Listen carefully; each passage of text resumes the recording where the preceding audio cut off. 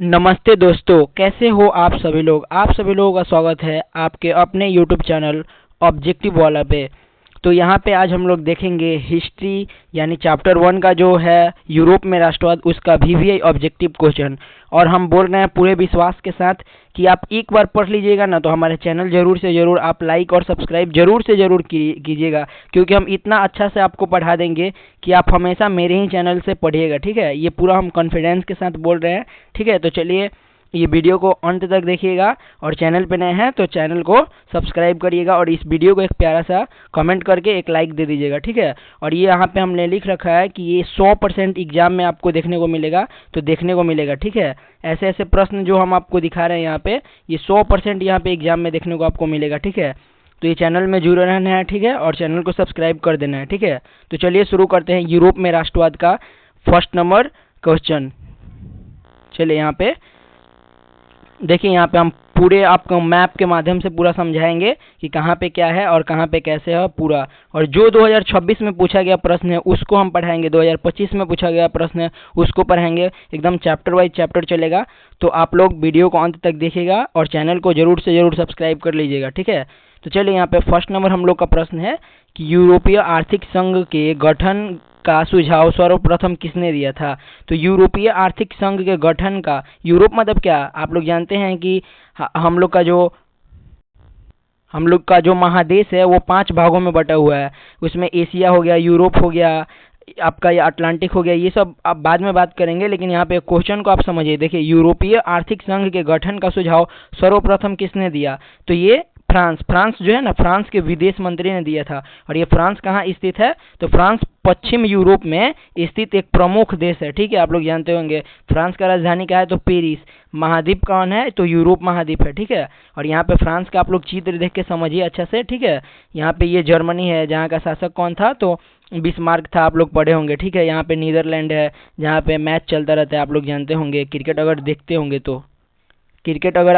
होंगे तो ये सब के बारे में जानते होंगे। ठीक है, यहाँ पे यूनाइटेड किंगडम है। यूनाइटेड किंगडम का मतलब क्या होता है, अब ब्रिटिश जिसने हम लोग पे राज किया था उसका यहाँ पे देश है। ठीक है, तो आप लोग एकदम देखते जाइए और समझते जाइए पूरा कॉन्फिडेंस के साथ। ठीक है, तो यहाँ पे फर्स्ट नंबर का आंसर क्या हो जाएगा कि यूरोपीय आर्थिक संघ के गठन का सुझाव सर्वप्रथम किसने दिया, तो फ्रांस के विदेश मंत्री ने दिया था। ठीक है, और ये फ्रांस का ये रहा चित्र। और ये कब पूछा गया प्रश्न है, तो ये 2026 में पूछा गया प्रश्न है। ठीक है, और यही सब प्रश्न बच्चों को फंसाता है, तो आप लोग फंसिएगा मत। ठीक है, चलिए दूसरा नंबर हम लोग प्रश्न देखते हैं। यहाँ पे देखिए, कम ही पढ़िए लेकिन अच्छा से समझिए, तो ये आपके लिए काफ़ी अच्छा रहेगा। ठीक है, चलिए यहाँ पे दूसरा नंबर हम लोग का प्रश्न है कि जुलाई 1830 की क्रांति के फलस्वरूप फ्रांस में किसका शासन स्थापित हुआ। ठीक है, यहाँ पे हम हटा दे रहे हैं। देखिए, जुलाई 1830 की क्रांति के फलस्वरूप फ्रांस में किसका शासन स्थापित हुआ, तो आप लोग सुने होंगे लुई फिलिप का नाम। ठीक है, ऐसे में तो मतलब ये जो है ना यूरोप में राष्ट्रवाद, इसमें कई सारे हुए हैं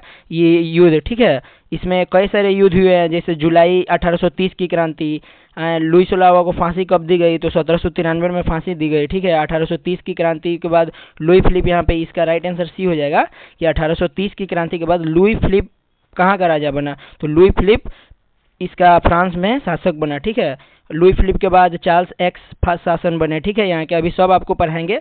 और ये लुई फिलिप, यहाँ पे लुई फिलिप का आप लोग चेहरा देखिए, यही है लुई फिलिप जिसने 1830 में फ्रांस में अपना शासन स्थापित किया। ठीक है, और यहाँ पे आप लोग ये भी देखिए कि 2026 में ये पूछा गया प्रश्न है, तो आप लोग इसे VVI मान के पढ़िए। ठीक है, ये हम पूरा कॉन्फिडेंस के साथ नहीं बोल रहे हैं कि ये एग्जाम में आएगा, लेकिन आप लोग 2025 और 26 का प्रश्न देख के जाइएगा। ठीक है, क्योंकि ये 2025 और 26 का प्रश्न ही अधिकतर पूछे जाते हैं। ठीक है, चलिए यहाँ पे इसके बारे में हम लोग जान लेते हैं। ठीक है, कि लुई फिलिप कौन था, यहाँ पे लुई फिलिप कौन था इसके बारे में यहाँ पे हमने डिटेल में बात कर दिया। यहाँ पे चलिए हम दिखा दे रहे हैं आपको कि लुई फिलिप कौन था। देखिए, यहाँ पे एक सेकंड रुक जाइए आप लोग, थोड़ा सा डिजिटल बोर्ड थोड़ा हैंग कर रहा है। देखिए, यहाँ पे लुई फिलिप के बारे में आप लोग देखिए, यही है लुई फिलिप। ठीक है, आप लोग पढ़े होंगे बढ़िया से, जिस टीचर से आप लोग पढ़ते हैं उससे पढ़े होंगे। ऐसे में हम भी पूरा फुल पढ़ाने का कोशिश करेंगे, अभी पढ़ाना चालू किए हैं, तो आप लोग इस चैनल को जरूर से जरूर सपोर्ट करिए। ठीक है, आगे आपको और भी बेहतर देखने को मिलेगा। ठीक है, तो ये देखिए, यही है लुई फिलिप। ठीक है, और ये फ्रांस का राजा था, ठीक है। और इसका शासनकाल कब से कब तक था, तो 1830 से 1848 तक की क्रांति में इसका शासन था। और इसका परिचय क्या था, तो लुई फिलिप, ठीक है, राजशाही शासक था, ठीक है एक। और इसका महत्वपूर्ण बात क्या था, महत्वपूर्ण तथ्य मतलब क्या, फैक्ट, ठीक है। तो ये 1830 की क्रांति के बाद सत्ता में आया, ठीक है। और इसने खुद को फ्रांसीसियों का राजा कहा। और 1848 की आप लोग क्रांति जानते होंगे, 1848 की क्रांति के बाद इसने अपना पद छोड़ दिया, ठीक है। तो देखिए, प्रश्न को आप लोग एक ही प्रश्न में ज़्यादा समय दीजिए, ठीक है, ऑब्जेक्टिव में, और समझिए, ठीक है। इसमें तो बहुत सारे हैं प्रश्न ऐसे कि निम्न में किसने अपने देश में अनिवार्य सैन्य सेवा लागू किया था, ठीक है। तो मतलब ऐसे ऐसे प्रश्न है ना कि जो आपको फंसा सकते हैं, तो आपको फंसना नहीं है, ठीक है। चलिए हम आपको और भी ऑब्जेक्टिव बहुत सारा कराते हैं अभी और आपको समझाते हैं, ठीक है। चलिए अब यहाँ पे तीसरा नंबर प्रश्न हम लोग देखते हैं। ये इसके बारे में तो आपने जरूर पढ़ा होगा, ठीक है, कि ऑस्ट्रिया का चांसलर कौन था, ठीक है। ऑस्ट्रिया का चांसलर कौन था, चाहे इटली के एकीकरण का प्रमुख नायक कौन था। तो आप लोग जानते होंगे कि इटली के एकीकरण का प्रमुख नायक मेजनी, गैरीवाल्डी, काउंट काबूर, ये सब थे, ठीक है। ये आप लोग जानते होंगे। ऑस्ट्रिया का चांसलर कौन था, इस प्रश्न का राइट आंसर क्या हो जाएगा कि ऑस्ट्रिया का चांसलर मेटरनिक था, ठीक है, मेटरनिक। और यही है मेटरनिक, ठीक है। इसके बारे में भी हम लोग आपको पढ़ाते हैं, इसके बारे में भी। ये प्रश्न कब पूछा गया है, 2026 में पूछा गया है, ठीक है। तो आप लोग एक ही प्रश्न में 2-3 प्रश्न करिए। जैसे यहाँ पे ऑस्ट्रिया का चांसलर कौन था, तो यहाँ पे मेटरनिक था, ठीक है। और अभी हम आपको और बता दें कि यंग इटली का स्थापना की थी, कौन किए थे, तो जोसेफ मेजनी किए थे, जिनका पूरा नाम, मेजनी का पूरा नाम क्या था, जोसेफ मेजनी था, ठीक है। आपको ये भी मालूम होगा कि सेडोन के युद्ध में किसकी पराजय हुई थी, सेडोन के युद्ध में किसकी पराजय हुई थी, आपको मालूम है। आपको नहीं मालूम है तो इसका राइट आंसर हो जाएगा फ्रांस। सेडोन के युद्ध में फ्रांस की हार हुई थी, ठीक है। तो मतलब हम आपको और भी बहुत ही अच्छे से पढ़ाएंगे, ठीक है। एक और प्रश्न आता है एग्जाम में कि बोहेमिया निम्न में से किस देश के अधीन था, बोहेमिया निम्न में से किस देश के अधीन था। तो बोहेमिया यहाँ पे ऑस्ट्रिया के अधीन था, ठीक है। आपको याद रखना है, ये सब प्रश्न हैं जो बच्चों को फंसाते हैं, तो आपको फंसना नहीं है, ठीक है। चलिए आगे देखते हैं चौथा नंबर प्रश्न। यहाँ पे देखिए, यहाँ पे, और यहाँ पे हम चौथा नंबर देखने से पहले इसके बारे में जान ले, मेटरनिक कौन था। देखिए यही है मेटरनिक, ठीक है। और इसका पूरा नाम क्या था, तो Clemens on Metternich, Clemens one Metternich था, ठीक है। और इसका जन्म कब हुआ था, तो 15 मई 1773 को, ठीक है। ये सब छोटे छोटे बात आप लोग याद रखिए, ये सब अधिकतर बोर्ड एग्जाम में पूछे जाते हैं, ठीक है। बीच बीच में से उठा के पूछ देगा तो आपको नहीं मालूम रहेगा, ठीक है। और ऑस्ट्रिया का कुलपति मतलब क्या, वहाँ पे हम लोग जैसे कुलपति कहते हैं, वहाँ पे चांसलर कहते हैं, ठीक है। ऑस्ट्रिया में चांसलर कहते हैं, ऑस्ट्रेलिया नहीं आप लोग बोलेगा, ऑस्ट्रिया बोलेगा यहाँ पे जो लिखा हुआ है, ठीक है। बाकी आप लोग इसके बारे में थोड़ा जान लीजिए कि इसका जन्म कब हुआ था, तो 15 मई 1773 को, ठीक है। और इसकी मृत्यु कब हुई थी, तो 11 जून 1859 को, ठीक है। और इसके बारे में क्या है कि ये ऑस्ट्रिया का एक शक्तिशाली राजनेता और कूटनीतिज्ञ था, ठीक है, कूटनीतिज्ञ था। जैसे आप लोग पढ़े होंगे कि बिस्मार्क क्या था, तो बिस्मार्क भी एक कूटनीतिज्ञ था। और वो कहाँ का कूटनीतिज्ञ था, तो वो जर्मनी का था, ठीक है। हम आपको अभी आगे पढ़ाएंगे, ठीक है। और यहाँ पे और देखिए उसने यूरोप में शांति और राजशाही को बनाए रखने की नीति अपनाई थी, कौन, तो मेटरनिक, ठीक है। और 1815 में वियना सम्मेलन में उसकी महत्वपूर्ण भूमिका थी, ठीक है। आप लोग वियना सम्मेलन के बारे में पढ़े होंगे तो आप लोग जानते होंगे, ठीक है। ऐसे में हम आपको पढ़ाएंगे पूरा chapter wise, one shot video लेके आएंगे, बस आपका एग्जाम मतलब यही 1-2 हफ्ते बाद से, ठीक है। तो आप लोग चैनल पे जुड़े रहिए और चैनल को जरूर से जरूर लाइक कर दीजिए। एक और प्रश्न आता है कि हीगेल किस देश का दार्शनिक था, तो हीगेल किस देश का दार्शनिक था, तो हीगेल जर्मनी देश का दार्शनिक था, ठीक है। ये आपको याद रखना है। और आपको ये भी याद रखना है कि सार्डिनिया का राजा कौन था, तो सार्डिनिया का राजा विक्टर इमैनुअल था, ठीक है। और ये अब ये भी प्रश्न आता है कि गैरीवाल्डी पेशे से क्या था, तो गैरीवाल्डी पेशे से एक नाविक था, नाविक का काम करता था, ठीक है। चलिए यहाँ पे आगे हम लोग देखते हैं, इनके बारे में तो जरूर आप लोग पढ़ेंगे। यंग इटली की स्थापना किसने की, ठीक है। यंग इटली की स्थापना किसने की थी, तो यंग इटली की स्थापना जोसेफ मेजनी, इनका पूरा नाम क्या था, तो जोसेफ मेजनी था। और यहीं रहे अपने मेजनी साहब, जो कि यहाँ पे इनका पूरा नाम जोसेफ मेजनी था। और यही यंग यूरोप जैसे संस्था को बनाए, ठीक है। इसके बारे में आप लोग ध्यान से अभी पढ़े होंगे, तो इनके बारे में ज़्यादा से ज़्यादा पूछता है, तो आप लोग इनके बारे में विशेष तौर से पढ़िएगा। काउंट काबूर के बारे में और गैरीवाल्डी के बारे में जरूर से जरूर पढ़िएगा, ठीक है। इन तीनों के बारे में काफ़ी ज़्यादा प्रश्न बोर्ड एग्जाम में देखने को मिलता है और मिलेगा भी, ठीक है। और ये प्रश्न कब पूछा गया है, तो 2026 में ये प्रश्न आपका आया हुआ है, ठीक है। तो आपको ये ध्यान से पढ़ना है, ठीक है। 2026 में आया गया है, तो बाई चांस 2027 में भी दे दे, ठीक है। तो आप लोग देखिएगा, ठीक है। एक और प्रश्न आता है कि अमेरिका में न्यू डील किसने लागू की थी। ठीक है, ये आप लोग प्रश्न देखिए, हम बीच बीच से आपको प्रश्न उठा के देंगे। ठीक है, कि अमेरिका में न्यू डील की स्थापना किसने की थी, तो आप नाम सुने होंगे फ्रैंकलिन डी रूजवेल्ट। ठीक है, आपके सर पढ़ाए होंगे कि फ्रैंकलिन डी रूजवेल्ट ने अमेरिका में न्यू डील की स्थापना की थी। ये आपको याद रखना है, काफ़ी ज़्यादा इंपॉर्टेंट प्रश्न है। ठीक है, और ये 2027 बोर्ड एग्जाम में आएगा ही आएगा। ठीक है, ऐसे ऐसे प्रश्न बोर्ड एग्जाम में आते रहते हैं जो मतलब फंसाते हैं बच्चों को। ठीक है, लेकिन आपको फंसना नहीं है, आपको मेरे चैनल पे जुड़े रहना है। ठीक है, आप फर्स्ट आइएगा या आपको 450 प्लस लाना है।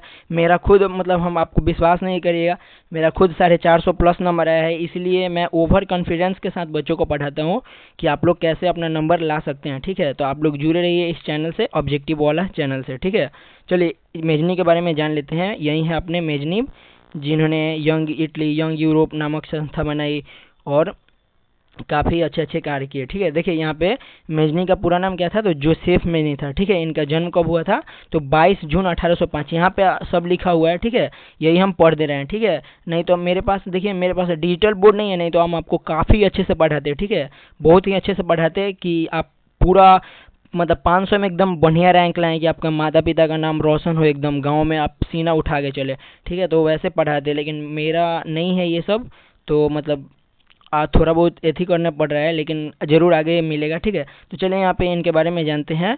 तो मेजनी का पूरा नाम जोसेफ मेजनी था। ठीक है, और इनका जन्म कब हुआ था, तो 22 जून 1805 को इनका जन्म हुआ था। और कहाँ हुआ था, तो जेनोवा इटली में। ठीक है, जेनोवा इटली में 22 जून 1805 को इनका जन्म हुआ। और इनकी मृत्यु 10 मार्च 1872 को पीसा इटली में हुई थी। ठीक है, पीसा इटली में ही हुई थी। ठीक है, और इनकी राष्ट्रीयता मतलब ये कहाँ से थे, तो इटालियन थे। ठीक है, और व्यवसाय मतलब ये कैसे जीते थे जीवन यापन, तो एक क्रांतिकारी और राजनीतिक लेखक थे, राजनेता थे और लेखक भी थे, आपको याद रखना है। और यहाँ पे महत्वपूर्ण योगदान था इनका, यहाँ पे पढ़ लीजिए आप लोग, ये काफ़ी ज़्यादा आता है। तो इनका महत्वपूर्ण योगदान का था, तो मेजनी इटली के एक महान राष्ट्रवादी नेता थे। ठीक है, ये आपको याद रखना है, लेखक भी थे, राष्ट्रवादी नेता भी थे, क्रांतिकारी भी थे।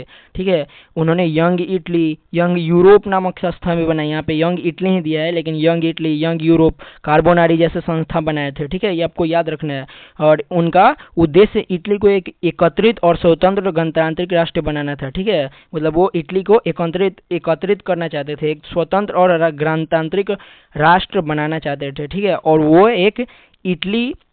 वो इटली में राष्ट्रवाद की भावना जगाने वाले प्रमुख व्यक्तित्व थे। ठीक है, लेकिन मेटरनिख बाद में इनको मतलब मारने की धमकी दे दिया, तो ये चले गए, ये मतलब ये देश छोड़ के, ठीक है, इटली छोड़ के चले गए। तो इनके बारे में आप लोग बुक में पढ़े होंगे। ठीक है, इनके बारे में भी आता है काफ़ी ज़्यादा प्रश्न, तो आप लोग ध्यान दीजिएगा और पढ़िएगा। ठीक है, चलिए आगे हम लोग देखते हैं। देखिए अभी आप लोग 4 ऑब्जेक्टिव प्रश्न केवल पढ़े, तो आप इतना जान लें। ठीक है, इसीलिए हम बोल रहे हैं आप मेरे चैनल को लाइक और ज़रूर से ज़रूर सब्सक्राइब करिए।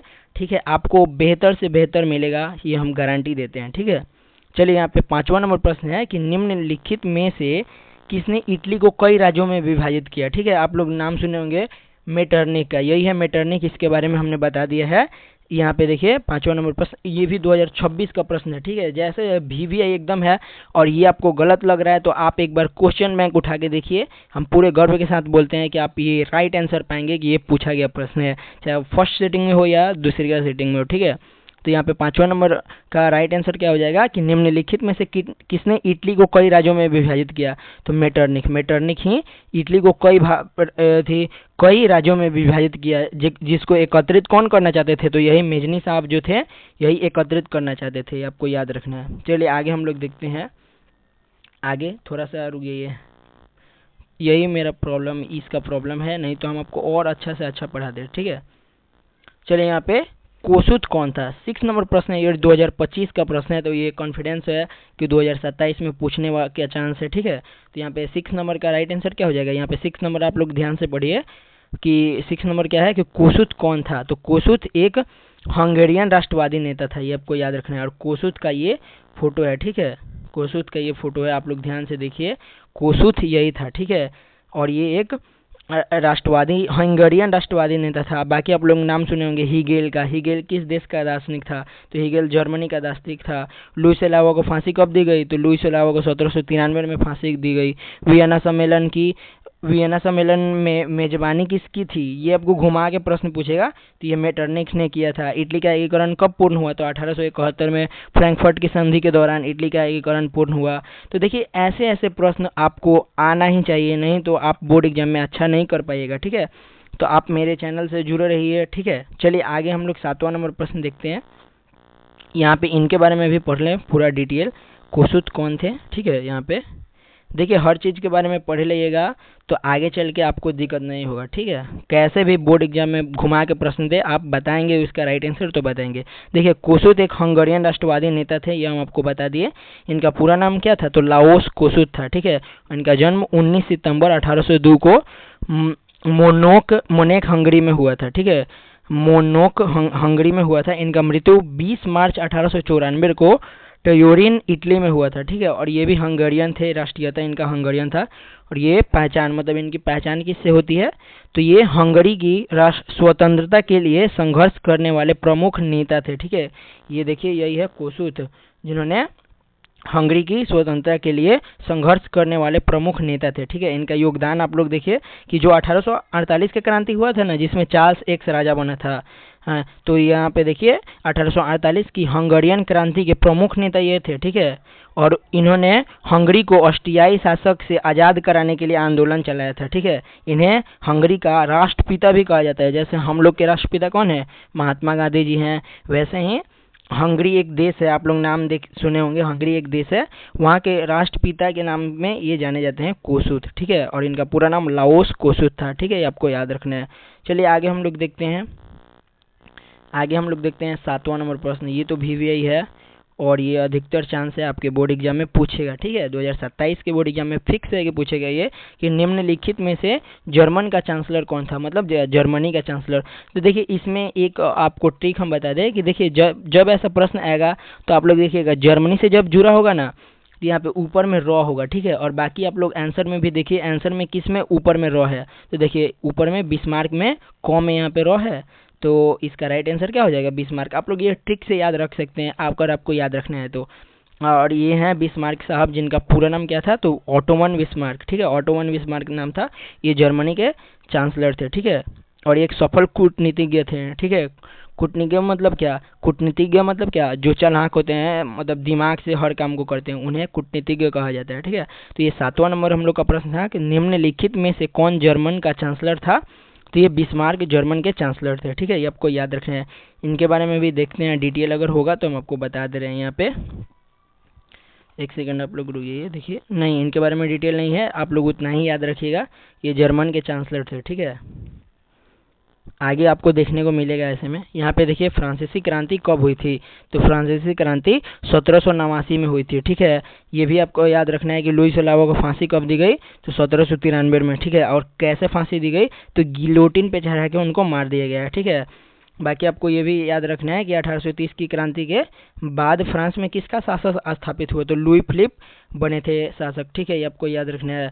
बाकी आपको ये भी याद रखना है कि प्रथम जनेवा कन्वेंशन कब हुआ था, तो प्रथम जेनेवा कन्वेंशन 1864 में हुआ था। यूनानी स्वतंत्रता संग्राम के दौरान तुर्की के समर्थक कौन था, तो ये फ्रांस था या मिस्र था, ये हम आपको पढ़ाएंगे आगे, ठीक है। आगे हम आपको पढ़ाएंगे, ठीक है। चलिए आगे हम लोग 9 नंबर प्रश्न देखते हैं। यहाँ पे देखिए 9वां नंबर हम लोग का प्रश्न है कि मेजनी का संबंध किस संगठन से था।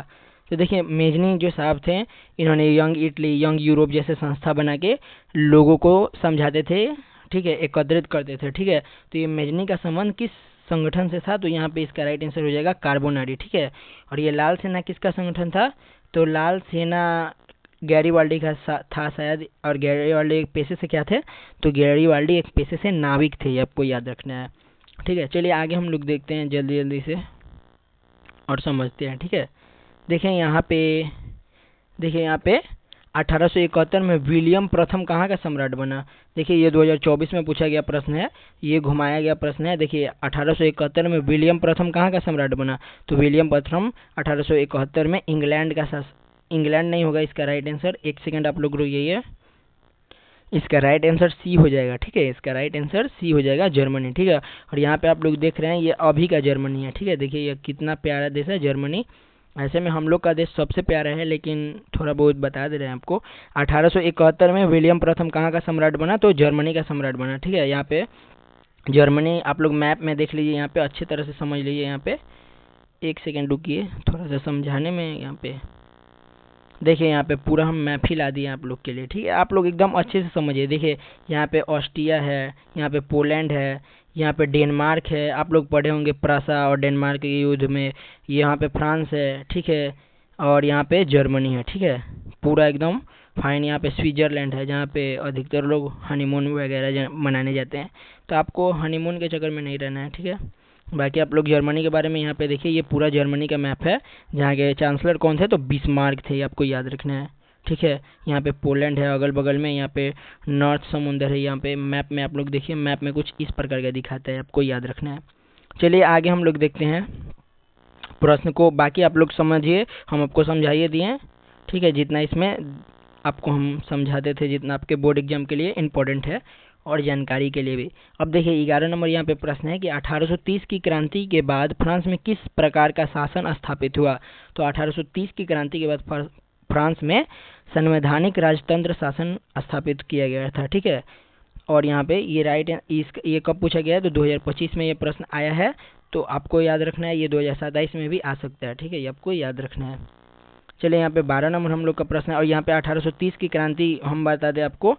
यहाँ पे पूरा हम आपको चैट के माध्यम से समझा दे। यहाँ पे देखिए, पेरिस में क्रांतिकारियों द्वारा बैरिकेड बनाकर संघर्ष। देखिए यहाँ पे पेरिस है, ये आपको याद रखना है, ये पेरिस है, ये उस समय का फोटो बनाया गया है, ठीक है। और यहाँ पे 1830 के क्रांति के बारे में दिया गया है कि ये राजमहल के सामने लोगों का प्रदर्शन, ठीक है, ये सब थी अंग्रेजों ने किया था, ठीक है। 1830 की क्रांति जो फ्रांस में हुई थी ना, उसमें एक मतलब क्या हुआ था ना, जिनके राजवंश चार्ल्स 10वें थे, उनको उनका शासन समाप्त करने के लिए ये हुआ था, ठीक है। ये कहाँ का? ये राजमहल है, यहाँ पे फ्रांस का राजमहल है, आपको याद रखना है। यहाँ पे देखिए लुई फिलिप, यहाँ पे लुई फिलिप यहाँ पे हैं। लुई फिलिप राजा थे 1830 में, आपको याद रखना है, यही है लुई फिलिप।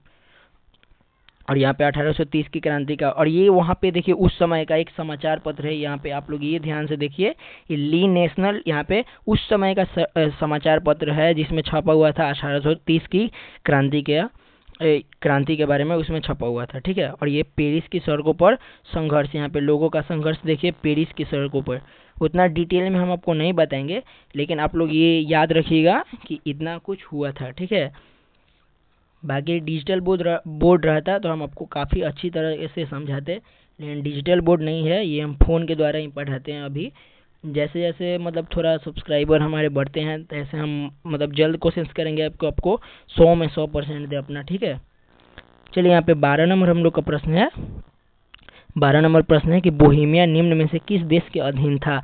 तो बोहेमिया तुर्की देश के अधीन था, ये आपको याद रखना है। और यहाँ पे ये भी आपको याद रखना है कि यूरोप का मरीज किसे कहा जाता है? तो यूरोप का मरीज तुर्की को कहा जाता है, ठीक है। तो यहाँ पे इसका राइट आंसर क्या हो जाएगा? बोहेमिया निम्न में से किस देश के अधीन था? तो बोहेमिया तुर्की के अधीन था, ये आपको याद रखना है। और ये 2024 का प्रश्न है, ठीक है। यहाँ पे तुर्की का भी हम मैप आपको दिखा दे रहे हैं काफ़ी अच्छे से। देखिए यहाँ पे तुर्की का ये मैप है। यूनानी स्वतंत्रता संग्राम के दौरान तुर्की के समर्थन में कौन थे? यहाँ पे एक सेकेंड आप लोग रुकिए, यहाँ पे ये है मैप तुर्की का, ठीक है। यहाँ पे तुर्की पढ़ते हैं, तुर्की इंग्लिश में होता है, लेकिन हम लोग हिंदी में तुर्की पढ़ते हैं, ठीक है। तो आप लोग ये प्रश्न को देख लिए और समझ लिए। चलिए आगे हम 13 नंबर प्रश्न को दिखाते हैं आपको। देखिए यहाँ पे 13 नंबर प्रश्न है कि यूनानी स्वतंत्रता संग्राम के दौरान तुर्की का समर्थन कौन देश कर रहा था? ये 2025 का प्रश्न है, ये आपको याद रखना है, ठीक है। ये अधिकतर बच्चे गलत करके आते हैं। यूनानी स्वतंत्रता संग्राम के दौरान तुर्की के समर्थन में कौन था? तो मिस्र देश था, ठीक है, ये आपको याद रखना है। और ये पूरा मैप में इस प्रकार का दिखता है, और यही है मिस्र, ठीक है, ये आपको याद रखना है। बाकी आप लोग सऊदी अरब यहाँ पे देख सकते हैं, ठीक है। बाकी आप लोग इजराइल देख सकते हैं, अभी कुछ दिन पहले झगड़ा झंझट हुआ था, आपको देखे होंगे, तुर्की और ये इजराइल और अमेरिका में। चलिए आगे हम लोग देखते हैं 14 नंबर प्रश्न को। 14 नंबर प्रश्न यहाँ पे क्या है? 14 नंबर प्रश्न है कि चार्टिस्ट आंदोलन कहाँ हुआ था? ये 2025 का प्रश्न है, और चार्टिस्ट आंदोलन इंग्लैंड में हुआ था, ये आपको याद रखना है। और ये इंग्लैंड का मैप है, और यहाँ पे लंदन है, आपको याद रखना है, ठीक है। यहाँ पे आयरलैंड है जो मैच खेलता है, यहाँ पे फ्रांस है, ठीक ठीक है, आपको सब ये अच्छे से देखना है। ये चार्टिस्ट आंदोलन कहाँ हुआ था, तो ये इंग्लैंड में हुआ था, ठीक है। ये 2025 का प्रश्न है। चलिए आगे हम देखते हैं, आगे हम लोग देखते हैं। यहाँ पे इंग्लैंड का शायद मैप लगा होगा, हम आपको दिखा दे रहे हैं। नहीं, वो नहीं है। चलिए यहाँ पे आज का लास्ट प्रश्न है, ठीक है। 15 ही हम प्रश्न पढ़ा रहे हैं आपको, क्योंकि इस फ़ोन में ज़्यादा हम नहीं पढ़ा पाएंगे, क्योंकि मतलब मोबाइल हैंग करने लगता है, ठीक है। तो हम आपको ऐसे ही पढ़ाने का कोशिश करेंगे एकदम अच्छे से। बाकी आप लोग चैनल को लाइक और सब्सक्राइब, मतलब चैनल को सब्सक्राइब करिएगा और वीडियो को लाइक जरूर से जरूर कर दीजिएगा, ठीक है। और यहाँ पे 15 नंबर प्रश्न है कि रॉबर्ट ओवन कहाँ का निवासी था। ये 2022 का प्रश्न है। तो रॉबर्ट ओवन, इसका आप लोग बताइए, आप इसका आंसर कमेंट में ज़रूर बताइएगा, ठीक है। लास्ट वाला का आंसर हम नहीं बता रहे हैं। और यही भाई साहब कौन थे, भाई साहब तो नहीं लेंगे हमारे, लेकिन ये रॉबर्ट ओवन थे, ठीक है। ये आपको याद रखना है। आप लोग इनको जानते होंगे, ये रॉबर्ट ओवन जो गरीबों के लिए मतलब अपना एक मतलब कारखाना बैठाए हुए थे, ठीक है। आपको याद रखना है, ठीक है। तो चलिए आज का वीडियो यहीं पे हम समाप्त करते हैं। बाकी आप लोग चैनल को सब्सक्राइब जरूर करिएगा और वीडियो पे कमेंट प्यारा से कर दीजिएगा और चैनल को लाइक, मतलब ये वीडियो को एक बार लाइक कर दीजिएगा, ठीक है। और शेयर जरूर करिएगा अपने दोस्तों में, इसको शेयर करिएगा। चलिए बाय।